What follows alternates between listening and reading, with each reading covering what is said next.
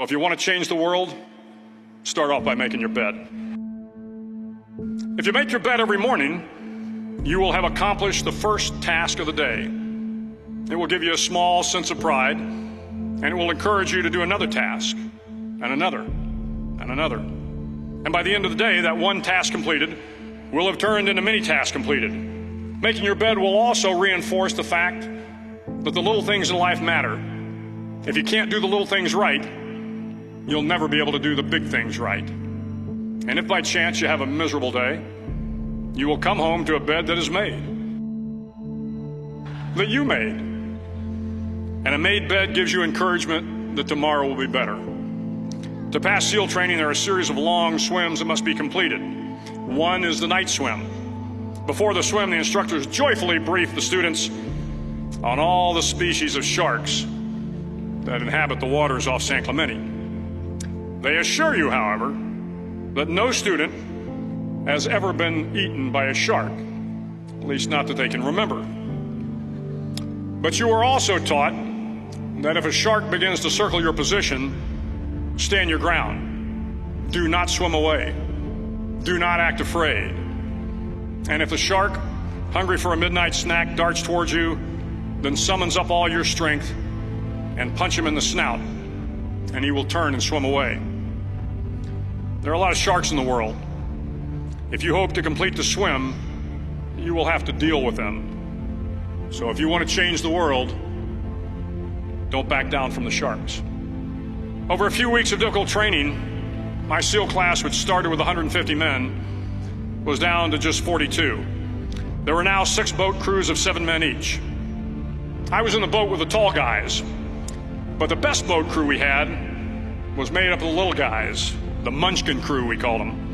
No one was over 5'5". The Munchkin boat crew had 1 American Indian, 1 African American, 1 Polish American, 1 Greek American, 1 Italian American, and 2 tough kids from the Midwest. They out-paddled, outran, and outswam all the other boat crews. The big men in the other boat crews would always make good-natured fun of the tiny little flippers the Munchkins put on their tiny little feet prior to every swim. But somehow these little guys from every corner of the nation and the world always had the last laugh, swimming faster than everyone and reaching the shore long before the rest of us. SEAL training was a great equalizer. Nothing mattered but your will to succeed, not your color, not your ethnic background, not your education, not your social status. If you want to change the world, measure a person by the size of their heart, not by the size of their flippers. The 9th week of training is referred to as Hell Week. It is 6 days of no sleep, constant physical and mental harassment, and 1 special day at the Mud Flats. The Mud Flats are an area between San Diego and Tijuana where the water runs off and creates the Tijuana Sloughs, a swampy patch of terrain where the mud will engulf you. It is on Wednesday of Hell Week that you paddle down to the mud flats and spend the next 15 hours trying to survive this freezing cold, the howling wind, and the incessant pressure to quit from the instructors. As the sun began to set that Wednesday evening, my training class, having committed some egregious infraction of the rules, was ordered into the mud. The mud consumed each man till there was nothing visible but our heads. The instructors told us we could leave the mud if only 5 men would quit. Only 5 men, just 5 men, and we could get out of the oppressive cold. Looking around the mud flat, it was apparent that some students were about to give up. It was still over 8 hours till the sun came up. 8 more hours of bone-chilling cold.